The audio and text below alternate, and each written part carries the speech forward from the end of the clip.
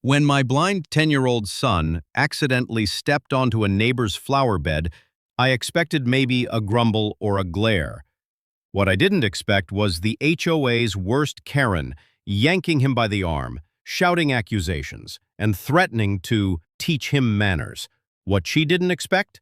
My Army Ranger brother was visiting that day, and he witnessed the entire thing. In less than 3 minutes, Karen found herself face to face with a man trained to defuse bombs and enraged by her cruelty. It was a sunny Saturday afternoon in our quiet HOA neighborhood, a place where the grass was always trimmed to perfection and the rules felt more like laws. My name is Jordan, and my family moved here just 6 months ago hoping for peace, quiet, and a friendly community for our son, Mason. Mason is 10 years old. He's funny, brilliant, kind, and he's been blind since birth. We've always tried to raise him with as much independence as possible. He has a cane, navigates sidewalks like a champ, and even insists on walking short routes by himself, like to our community park at the end of the street. That day, my brother Noah, an active-duty Army Ranger, was visiting us while on leave. It was supposed to be a relaxed weekend with Mason showing off his skills, Noah tossing a football in the backyard, and maybe a family barbecue. Instead, we got Karen. Oh yes, that Karen. Every HOA seems to have one. You know the type, clipboard in one hand, phone in the other, constantly peeking through the blinds waiting to report someone for a flower petal being out of place. Karen lived 3 houses down. Her lawn looked like it was manicured by angels. Her roses had names. Her fences were bright white and eternally clean. And her personality? A cocktail of entitlement and rage with a twist of superiority. Mason had asked if he could walk to the park by himself, as he often did. "Stay on the sidewalk," I reminded him. "And remember to turn left at the mailbox, not the fence. That'll keep you from brushing too close to Karen's flowers." "Got it, Dad," he said cheerfully, tapping his cane and stepping confidently onto the pavement. Noah and I watched him from the porch for a moment, then went back inside to prep the grill. Roughly 4 minutes later, we heard it. A woman's voice, shrieking, then Mason's voice, scared. I dropped the spatula and sprinted. Noah was already ahead of me. What we found stopped my heart. Karen was dragging Mason, yes, physically yanking him by the arm, away from her rose bushes while yelling at him like he was a hardened criminal. "You little brat! Can't you feel where you're going? That's private property. I don't care if you're disabled. Someone needs to teach you a lesson." Mason was crying, trying to pull away. His cane lay discarded in the grass. "What are you doing?" I shouted. Karen turned, eyes blazing. "This boy just stomped on my irises. He walked all over them like some kind of animal." Noah didn't speak. He didn't need to. He walked straight over, calm but intense, and gently took Mason's hand, pulling him safely to his side. Then he turned to Karen. "Ma'am," he said, voice low but sharp as steel, "if you ever lay a hand on this child again, I'll make sure every second of it is reviewed by law enforcement. And trust me, I know exactly how to make that happen." Karen puffed up, still fuming. "He was on my property. Your HOA rules say no trespassing, and that includes your own family. You people think disabilities are an excuse." "Stop," Noah said, holding up one finger. "He's blind. He took a misstep. Your response was to physically assault a child. This isn't a misunderstanding. It's a crime." Karen faltered for a second, then did what Karens do best. She pulled out her phone. "You don't scare me.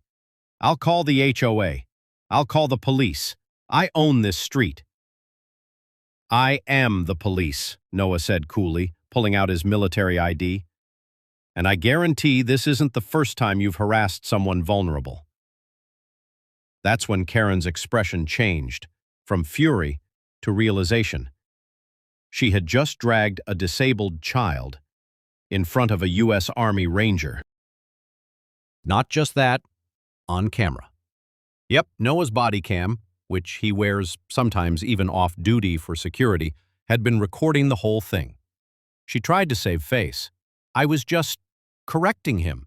If you people can't control your kids, someone has to. This is why neighborhoods fall apart, because of people like you. I took Mason into my arms. He was still trembling. Karen's yelling had triggered a panic response in him that I hadn't seen in years. That's when I snapped. You're done, Karen. I don't care if you own the whole flower show in front of your house. You just attacked a child, and my attorney is about to eat you alive. Karen glared. The HOA will side with me. They always do. I narrowed my eyes. We'll see about that. Because what Karen didn't know was that I had been quietly recording everything with our new Ring doorbell system. Every word, every grab, every insult, and she definitely didn't know what we had planned next. We took Mason home immediately. He was shaken, but safe. Noah helped him settle down with some warm cocoa, and we reassured him he had done nothing wrong. Meanwhile, I was already reviewing the security footage. Crystal clear audio, full, high-definition video. Karen's voice yelling, "This boy just stomped on my irises." Her grabbing Mason's arm. Mason crying out. Noah stepping in, calm and professional. All of it recorded. I backed it up to 2 drives, sent a copy to my lawyer, and one to the local sheriff's department, just in case. But that wasn't all. I wasn't going to just stop at pressing charges. Karen had a long-standing reputation of bullying people into silence. And I was done letting her win. So I made some calls.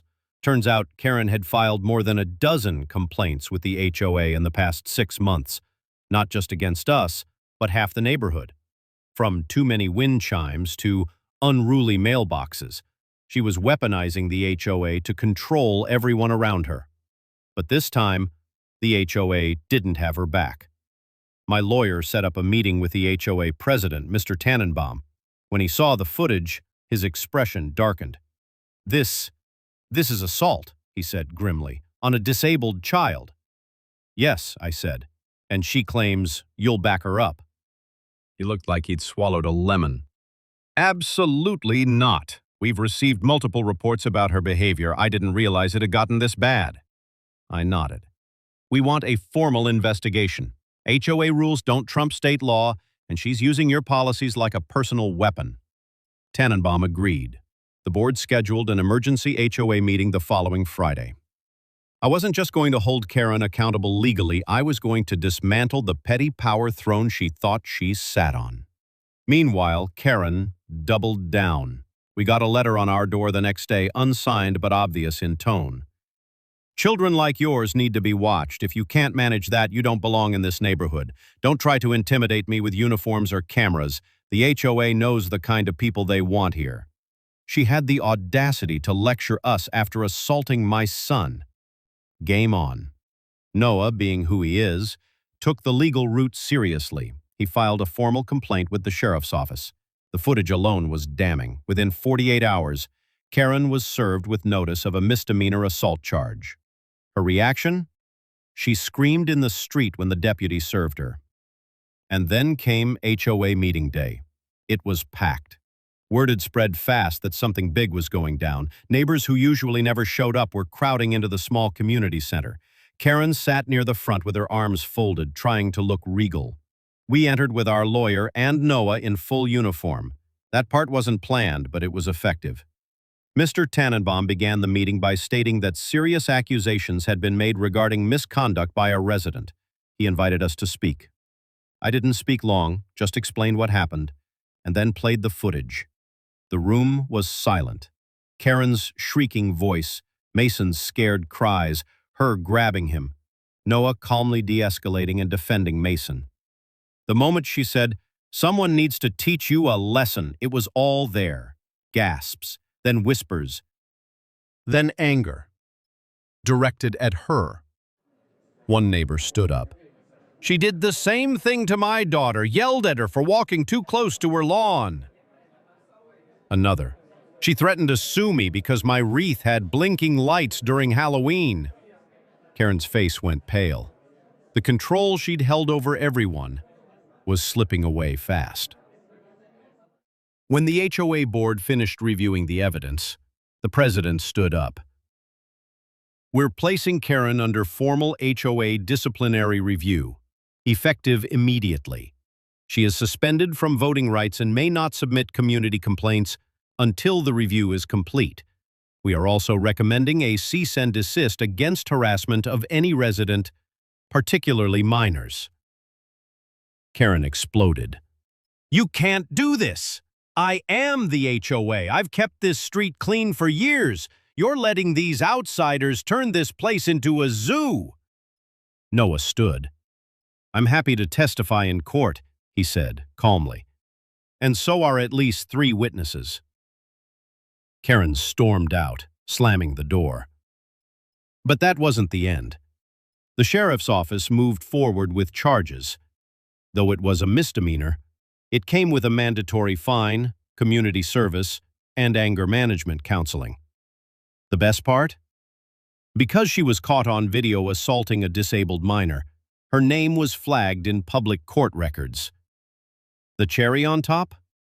Mason's school nominated him for a local Courage in the Face of Adversity award after hearing what he'd been through. He received a plaque and even gave a little speech, with Noah at his side.